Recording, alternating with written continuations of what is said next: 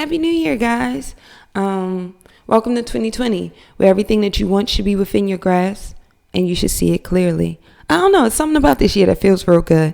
I'm never big on the, oh, hey, it's a new year, new me type stuff, because it feels like yesterday and the day before and the day before, and technically that was last decade. But this one does feel good. So I'm happy to take this journey with you guys. Today's video is going to be about the 5 things that are red flags of insecurities to me. I'm not saying that these are 5 things that are red flags that definitely proves the person's insecure, but I am saying that these are the things that, because of my experience in dating and everything, just teaching people, dating, working with the public, these are the kind of the things that stick out that make me go, it's something way deeper. It's probably insecurity that's making you act like that. I've been sort of kind of dating again, and I say it that way because like I'm on dating apps, but I'm not really putting forth a lot of effort to go out and meet anyone. If you can like hold a decent conversation via the app, then yeah, I'll probably give you an opportunity to feed me. And when I say it like that, that don't mean I won't feed myself. I just, I'll give you the opportunity to do so. But I personally think I'm just too busy or just too focused on other things right now to really enjoy the experience. But I do like the creative material that comes out of it. So I definitely will take that all day long. But the one thing I can't do right now is waste time with school and work and the new big projects that I've been trying to get off the ground. I don't have time just to sit around and stare somebody in their face to see if I like them. Like, dreamy eyes don't do shit at 34. Sorry. And I'm also a little weird because I'm not looking for your bank accounts or your checks or all those other things. Like, for me, and if my future baby father is listening, right? If you stumbled upon my crazy self, just give me you. Just show me you, right? And don't be so quick to put your penis on me first thing upon meeting. But yeah, just give me all of you and I'll take it. But the biggest reason why I've been running from dating people right now is the level of insecurity and the baggage that people bring. We all have baggage. I just don't want to have to build you up to be you. Like, that's just driving me insane. And so that's been one of the biggest reasons why I've been hiding from the dating scene. And like I always do, I got to check myself first and figure out what it is about me that is attracting insecure people. And I honestly think it's just the nurturer in me. The fact that I always want to coddle or love or kind of, oh, baby, let mama love you. Kind of have that type of feel. Let me feed you. Let me make you comfortable. Let me make you whole. Let me do all of those things.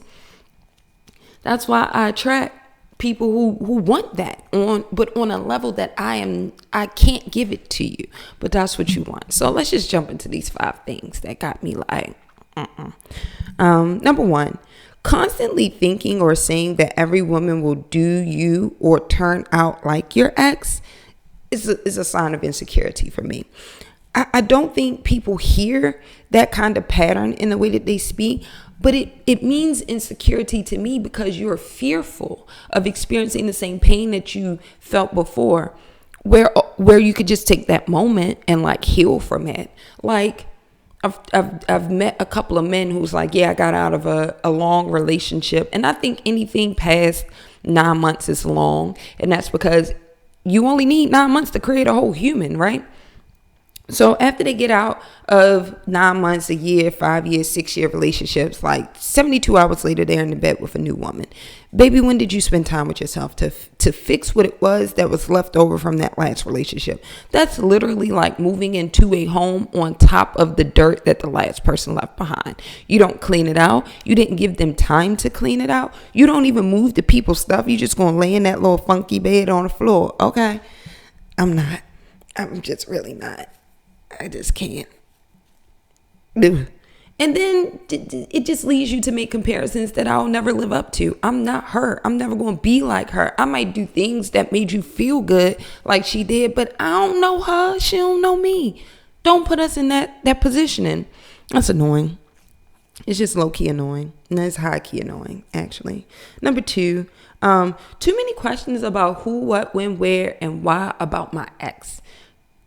That's just a level of insecurity. And it's not just my ex, right? Like about the exes in general. And I harp on this one because I used to do it.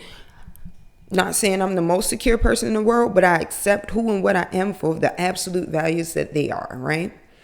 However, when I was younger, searching desperately to be with someone, I would always ask, like, well, what was she like? What did she look like? Do I compare? Why am I comparing myself to someone who didn't make it, right?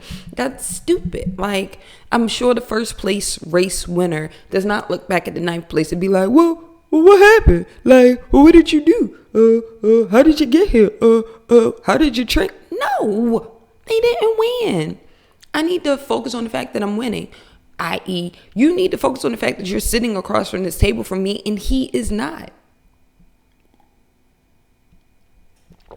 I don't get it. And then what does knowing his bio give you, right? Like, giving you all this information is only information that you would need if you're determining you want to date him, not me.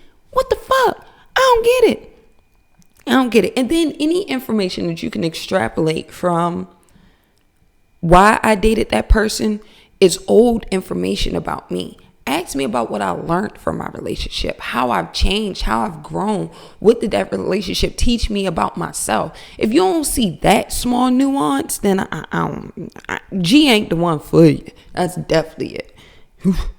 Number 3, asking what my sexual partner number is. I think that is the most juvenile question in the world. First of all, it assumes the premise that I'm sleeping with you. Nah, bruh. And 9 times out of 10, if you come out your mouth with your number or your ex's number, bruh, I've recently been on a date where I know when this man's ex has slept with. I don't give a shit.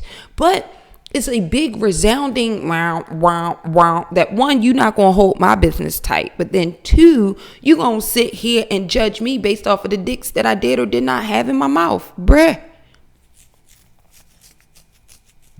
That's just stupid to me. I don't get it. That number gives you nothing. And if you are the type of person in my mind who will ask the number because a quantitative number of people that you've come across means something to you, no answer that I give you will be suffice. I could say 2 and that's not enough. I could say 10 and that's teetering too much. I could say 356 and you'll be like, damn, this bitch is a hoe. Like, there's no number that will be a good enough answer for you.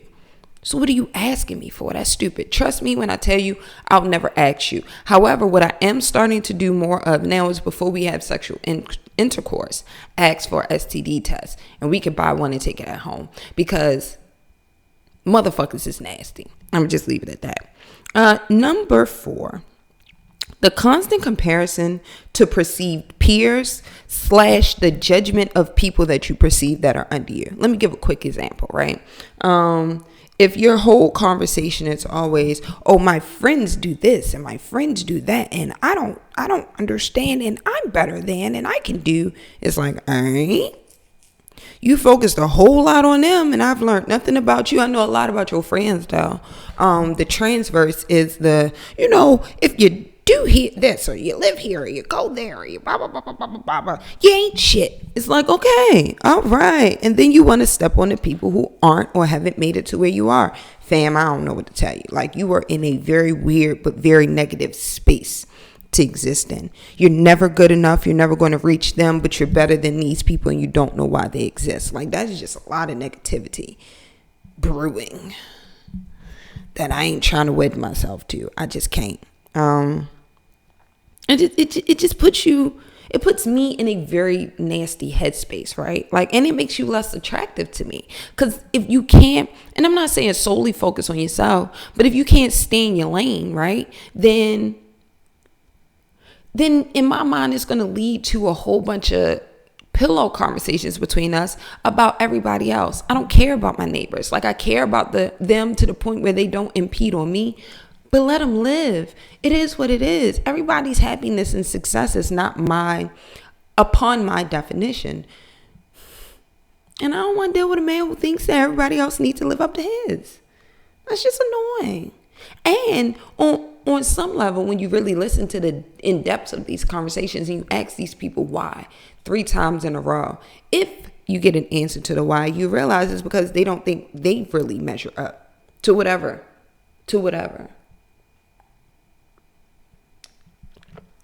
Whereas I walk around knowing that I'm good enough for right now. Number 5, which is the last thing, constantly bragging about what you have, got, or achieved.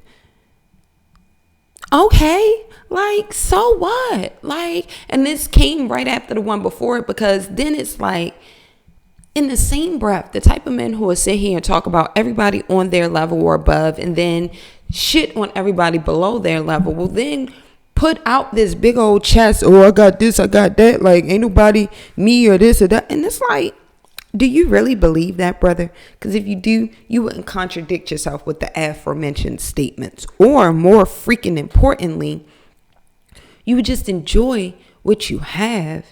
I don't know. It just comes off insecure to me, because it's like, what are you trying to prove? Like, I'm already sitting here having dinner with you. What more do you want from me? And my Tyrese crying voice. What more do you want from me? Because, baby, whatever it is that you're going to must up and say, I probably ain't the one to give you what you looking for right now. I don't know. To surmise, I guess. The things that I'm looking for in a partner aren't a checklist. It's definitely a vibration that you give off. And if you give off that lower vibration of insecurity, I'm out. Because I know what that takes from me. I know how much energy that pulls from me. Hell, I'm dealing with it with my youngest brother, and I love him and I can't run away from him. But when he's in that deep, dark, depressive state, when he just wants to talk to hear his own voice, I got to sit there and listen. But I'm also trying to protect myself, because I know how I'm going to feel drained at the end of that. And I'm supposed to go home and sleep with somebody who makes me feel like that? No. As usual, I'll leave you guys with some light. I hope this year you see the bullshit before the bullshit starts to pile on top of you, because that's what I'm trying to do. I leave you guys with a lot of life, because I refuse to wed myself to some bullshit that's going to push me behind the 8 ball further than I've already been. I could do that to myself. I could do bad all by myself. But most importantly, and sorry for the long video, but I missed you guys. And of course I had to hit you with a good banger for the 2020. I leave you with a lot of love. The love that you give to me, I definitely and most certainly give back to you guys.